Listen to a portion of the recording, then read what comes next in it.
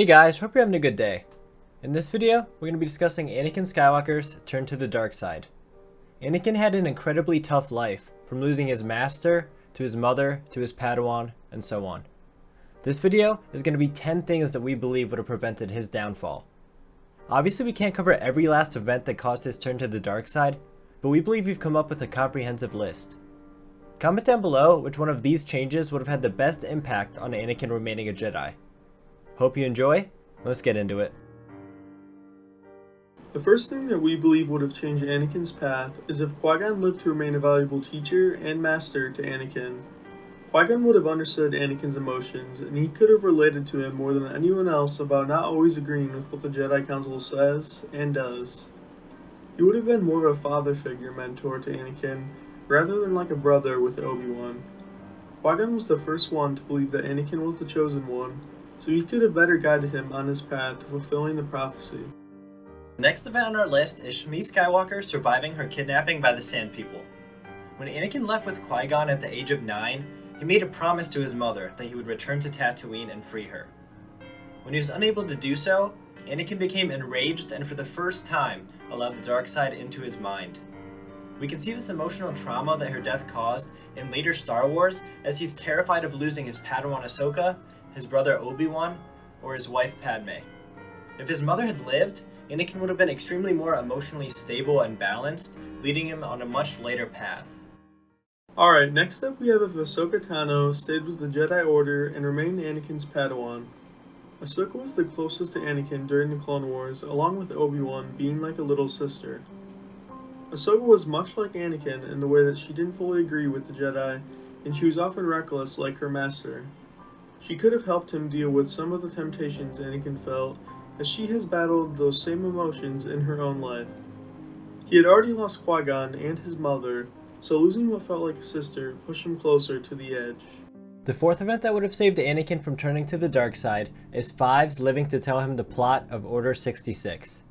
In Season 6 of the Clone Wars, Palpatine arrogantly revealed the entire plot to Fives in a private discussion. If Fives would have lived past his encounter with Anakin, Rex, and the Shock Troopers, things would have been vastly different. I'm not saying Anakin would believe him right away, because the plan was so crazy that it seemed unbelievable. But Fives could have Anakin take out his own chip to see for himself. This would have shown Anakin what was happening, and he would not have so easily fallen into Palpatine's final plan. Now we have if Anakin didn't kill Count Dooku in Revenge of the Sith during their duel.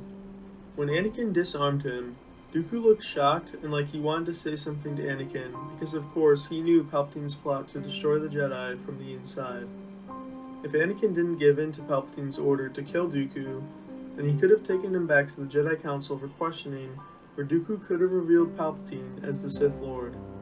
This would have prevented Anakin from being manipulated into becoming Palpatine's apprentice.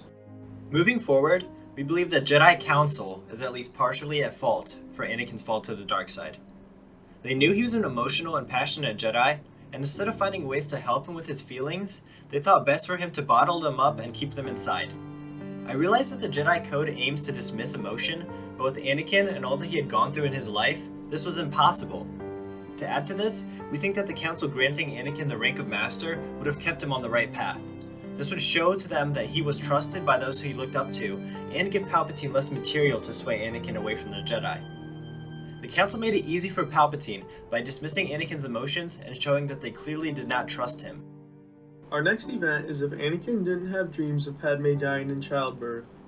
These dreams were the catalyst for Anakin wanting to gain the knowledge that Palpatine told him about and preventing others from dying. After Anakin had these dreams, it threw him off and he would give into his emotions even more than he did before. It is theorized that Palpatine gave Anakin these dreams intentionally, so maybe Yoda could have taught Anakin how to block out these bad thoughts.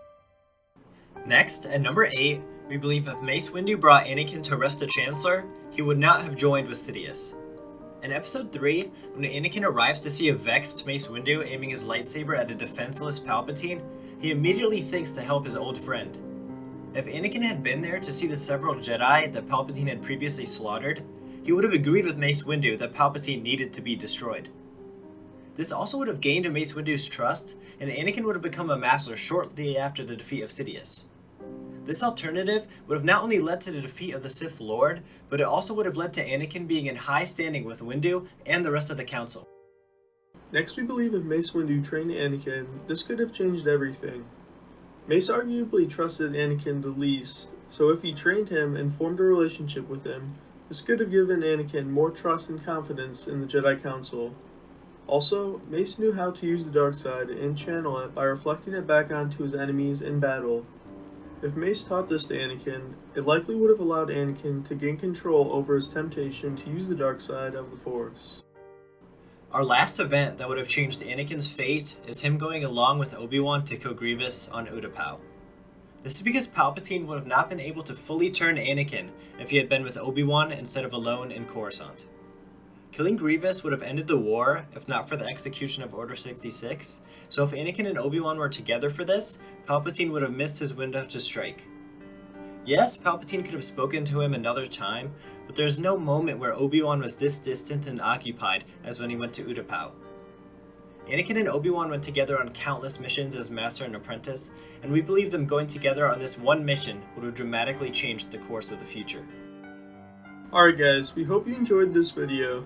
Let us know in the comments below what events you think could have prevented Anakin's turn to the dark side. Leave a like and subscribe if you enjoyed this video, and may the Force be with you.